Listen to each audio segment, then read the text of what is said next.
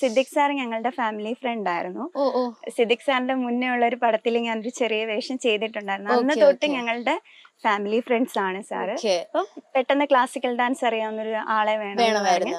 അങ്ങനെ ഞാൻ അത് പോയി ചെയ്തിട്ടുണ്ടായിരുന്നു. മന്നവൻ പേരെ ചൊല്ലി മല്ലികை சூடிக்கொண்டே மன்மதன் பாடலொன்று நெஞ்சுக்குள் பாடிக்கொண்டே சொல்லத்தான் எண்ணியும் இல்லையே பாஷைகள் என்னவோ ஆசைகள் இன்பத்தின் ஓசைகள் மாலை சூடி மஞ்சம் தேடி மாலை சூடி மஞ்சம் தேடி காதல் தேவ சந்நிதி காண காண காண காண